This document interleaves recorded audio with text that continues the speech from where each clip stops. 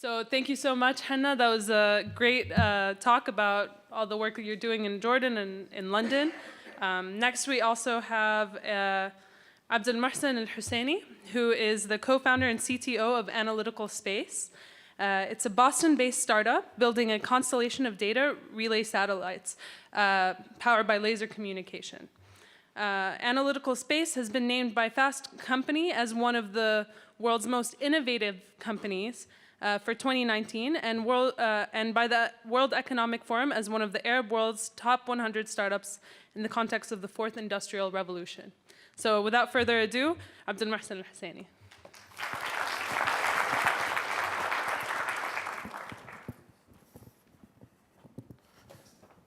Thank you. First, I want to say it's a real honor going after my good friend, Hanna Salami. We went to undergrad together. Incredibly proud of all the work he's doing. So my name is Abdul Mohsen Al-Huseini. Oop, did we skip the slide? How do we move back? OK. My name is Abdul Mohsen Al-Huseini, and was one of the co-founders of this company, Analytical Space. We heard this morning about a telecom company in North Korea. This is maybe a little more exciting. We're building cell towers in space. So excited to tell you a little bit about what we're doing. So first, before I begin, I want to say it's great to be back here at MIT. This is where I got my start in space as a student doing research. I was NASA and DARPA funded before I went to work at NASA for a few years. But before I begin, I want you to sit down and imagine. Imagine that you are an inadvertent time traveler and you wake up one morning in 1960. What's the first thing you do? You reach for your phone and you check your email or the weather, and the app doesn't load. You say, uh-oh. Let me call my friend, find out what's going on. You try to dial your friend, call doesn't go through. You start panicking, right? So you go out to the street and you call an Uber, car doesn't show up. At that point, you start running and screaming, I think I've time traveled again. What time is it? And people look at you a little weird and say, it's 1960. And it all makes sense, right? You have a very smart, capable device, but the infrastructure that you need to operate it does not exist yet. So what is a very capable, smart machine has just become incredibly stupid. And because you depend on it so much, you, by extension, feel stupid as well. That's a reality that wouldn't be acceptable to you. But unfortunately, that's the reality for satellites in orbit imaging the Earth right now. It's very hard to imagine. Now, don't get me wrong. These are very capable machines. The ones you see here are just NASA's own satellites. They're doing amazing things, generating a ton of data. In fact, every 4 hours, an entire Library of Congress worth of data is being generated in orbit. And the number is going to go up. Projections show that the number of Earth-observing satellites, remote sensing satellites, is going to increase many times fold over the next few years. What do they do? Many important things, very important things for us here on Earth. One application is disaster response. Satellite imagery can really help inform you about the conditions in the aftermath of a natural disaster. On the top right, you see imagery in the aftermath of a train crash. On the bottom right, you see an active volcano, volcanic eruption. There are applications for climate change, right? Climate change monitoring. You have instruments in space monitoring greenhouse gas emissions. You can use synthetic aperture radar to look at imaging around the Arctic. Radar allows you to image at night and through clouds as well. So if you know where the icebergs are, there's also applications for shipping, right? If you know exactly where the icebergs are, you can take shorter shipping routes and save time, like from months to weeks on shipping. So huge environmental impact as well. Agriculture is another one, securing our global food supply. It's very hard to know how your crop is doing, especially when you're trying to image the entire Earth. But if you have very sophisticated imagery, then you can do a lot better in terms of monitoring your crops and forecasting crops around the world. Weather as well. We have imaging weather satellites very high in orbit, but if you had sensors in low Earth orbit, kind of in the upper atmosphere, taking real-time measurements, you could do a lot better and feed your real-time weather prediction models. And if you know exactly what the weather is going to be like with more certainty, you can more efficiently route airplane traffic. Estimates show that you can save up to 20% of aircraft fuel. And that's, for people who know the airline industry, that's a lot of saving. So we can make the world a better place doing things like that. More applications are asset tracking. Since you're up there, you can pick up transmitter data, ADS-B transmitter data from aircraft, knowing exactly where they are, where they're out of range of terrestrial radar. You can pick up AIS signals from ships. And if you have all that information in real time, you can begin to optimize the movement of goods around the planet. So we're talking about big potential impact here. And these are the satellites that are unconnected. So I mentioned that the number of satellites is going up, but also people are innovating at the sensor level, right? Satellites are generating more data per satellite as well. People are moving to higher spatial resolution. So instead of having a 5-meter pixel, people want to move to 50-centimeter pixels. That's the difference between saying, I think there's a car here, to saying, this car door is open, right? That's 100x in the amount of data generated per square kilometer. People also want to move to higher spectral resolutions, right? So if you're looking at a crop, instead of saying, I have RGB imagery and this field looks kind of green, now you can say, looking at the spectral signature of your crops, this field looks like wheat, it looks nitrogen deficient, and it needs to be watered. So very actionable insights that have a huge impact on the agriculture industry around the world. Another one is temporal resolution. In the past, because of the bottleneck, people have settled for imagery that is infrequent, once a week. People now want imagery every day or even more frequently. In fact, there are people doing imagery with high-definition video of 60 frames per second from space. That's a lot of data. And obviously, there are new instruments like radar, as I mentioned, which are incredibly data and power intensive. So there are applications that have a lot of data requirements, right? But there are also applications that don't necessarily have a lot of data, but they need that data with very low latency. That's the time between the acquisition of the data from space to bring it down to Earth. Those are things like real-time weather, as I mentioned, and asset tracking. But for the budding capitalists in here, financial markets as well, right? If you have imagery of Walmart's parking lots every hour, you can use that as a proxy for earnings and better predict quarterly earnings, trade on that, make a lot of money. Security applications as well, but I'll skip that. So let's talk more about the data downlink bottleneck. Why is there a data downlink bottleneck? Well, because you're flying satellites, usually at 500 kilometers over the Earth, and you're zipping about at 7 kilometers a second.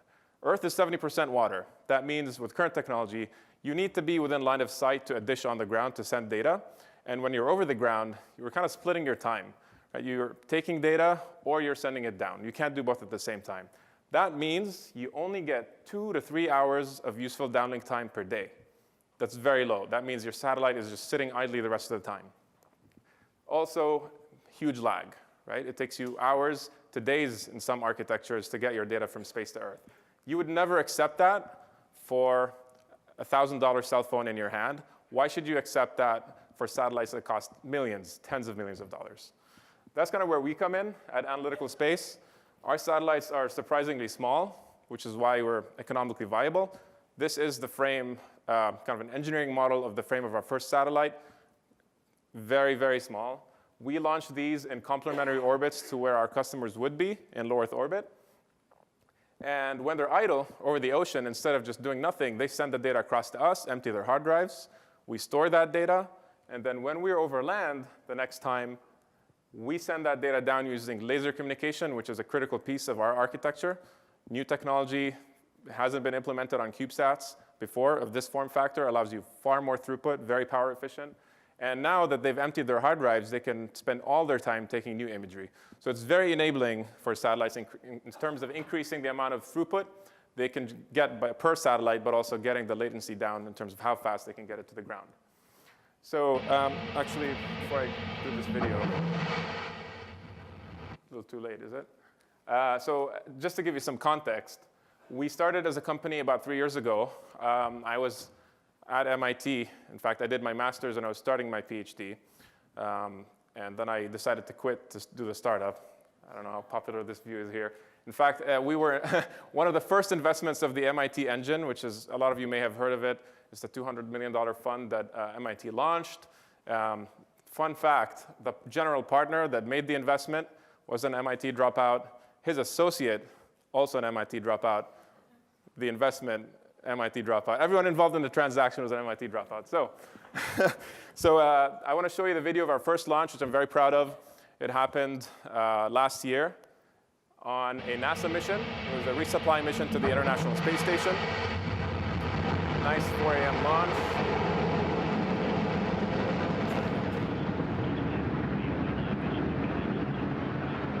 Holding our breath there so it doesn't blow up, which can happen. Well, as a startup, you only have one shot. So very glad that it went up there. You can see here the Cygnus module that carries Pop-Tarts, astronaut diapers, and our satellite, approaching the International Space Station and docking successfully. Very exciting moment for us. This happened the exact moment I was graduating from another institution just down the road. And here are high-definition images of our satellite getting deployed from the International Space Station. So the astronauts put our satellite into a kind of a spring-loaded deployer and an airlock and shot it out. And these are high-definition images taken by astronauts. You can see the Earth limb kind of popping up in the background. Fun fact, because these are very big images, it took the astronauts about a month to download them from the International Space Station to us, kind of proving the point. So this is kind of a snapshot of our mission operation, a little humble mission operations center. It's not like JPL or anything else. But our engineers are hard at work, or at least pretending. And you can see our satellite flying over the Earth here. A lot of progress. We're launching our second satellite soon. So yeah, it's been 3 years, which is a lot of years for a small startup. Very proud of the progress. Very capital efficient, raised only under $5 million, launched our first. Second satellite going up in June, now in July. These things tend to slip. We have a lot of unique IP we're proud of on both the space side and the ground segment. A lot of beta testers. We have pretty much spoken to every commercial entity out there. They're very interested in beta testing with us. And good market traction. For a small company, we've been able to close about $2.3 million in revenue contracts, which was very excited about. Unfortunately, I can't speak to the partnerships, but we're about to announce some very exciting partnerships with key industry players, names you'll recognize in the next couple of months. And kind of to summarize where we're going this, 1 satellite, 2 satellites, we're really building a constellation, right? Not several thousand like certain tech billionaires are going for. But really, space is the next trillion-dollar industry. It's expected it'll be a trillion-dollar industry by 2040. We're a small, humble player, but we think our approach is unique. And where we're going is deploying a full constellation in low Earth orbit, so we're close to the people doing imaging. And we can do very high throughput links with low latency. We use software-defined radios. That means we're compatible with everyone. We don't need you to fly a special kind of piece of equipment to work with us. You could do whatever you do and talk to us. We're backwards compatible. And eventually, we'll have enough density to service the entire world. At least that's the plan. And I'll close with this. It is a profit-making enterprise, but I do believe we are making a huge impact. I kind of opened with a few examples of what that could look like. The new trend is, data is eating the world, right? Software is eating the world. Data from space is going to be huge, right? If you fix the bottleneck, you enable so many applications. We are building the communications infrastructure to allow planetary big data to become a reality. And then you can use that information to glean actionable insights that can help you make better decisions on Earth and make life better for everyone. Before I head off for questions, there was a really interesting conversation early this morning about impact. I think everyone in this room, we're at MIT. We're very privileged. We've had exceptional educations. I feel the decision of going back home, Hanna went back home, and he's doing amazing things, incredibly proud of what he's doing. For those of you thinking about those questions, it's not mutually exclusive. You can still be doing good whether you're back home or here, as long as that's in your heart and you want to do something. I'll use a little anecdote. I was at MIT and then NASA, and I knew that there were a lot more accomplished, a lot smarter people definitely than I was. I felt very grateful that I've had these opportunities. So one thing I did was talk to my boss at NASA and see, can we do something with Jordan? That's where I'm from. And yes, we do have enlightened leadership that kind of bankrolled the first program in the Middle East where students from an Arab country were able to do internships at NASA. Proud to say that program's been going on for 5 years. There's been more than a dozen students that have benefited from it, funded by the Jordanian government, the Crown Prince Foundation. And I also founded Jordan's first satellite program, also funded by the foundation, that launched last year, entirely built by students from local universities. This was entirely their effort. Went up in December on a SpaceX launch. So there's a lot you can do without necessarily going back, but there's also a lot you can do if you can. Thank you very much.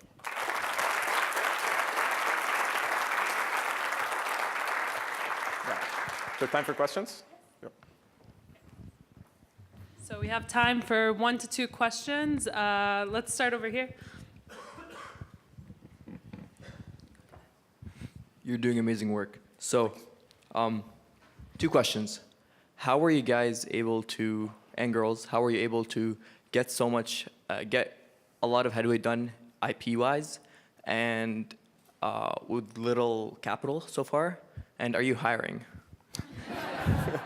So the core team had prior experience. I mentioned I worked at NASA. My other co-founder worked at NASA, and the third guy worked at Planetary Resources, the asteroid mining company. So we really had a good network in the industry. We had good expertise, and we identified the room like small satellites, laser communication, fix the bottleneck. So we had that insight. It's really about pitching investors. It's hard, right? Before we got Engine, we spoke to 100 investors. 100 no's. Until we got the one yes. Then the other 99 said yes, because MIT is investing. But that's how it works. In terms of hiring, absolutely. We are hiring specifically technical positions right now. We are approaching our next big fundraise towards the end of the year, and the company size will hopefully double in the next year. So let's talk. Okay. Because you've done a lot more with a lot less money than most startups that raise large amounts of money. I think that's the advantage of being on the East Coast. One thing on the West Coast is people just want to pump up their valuation and close rounds that are just sometimes unreasonable.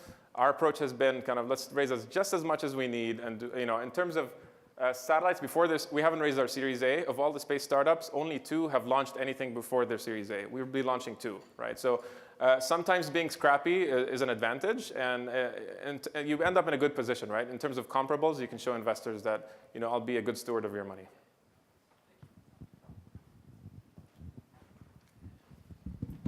We have one more question. Okay, this is a technical question about your cubic satellites. We know that the lifetime of a satellite depends on the propulsion system. So in your cubic satellite, you have a small chamber where you can put the fluid for the propulsion system. So how did you fix this to increase the lifetime of your satellite? Thank you.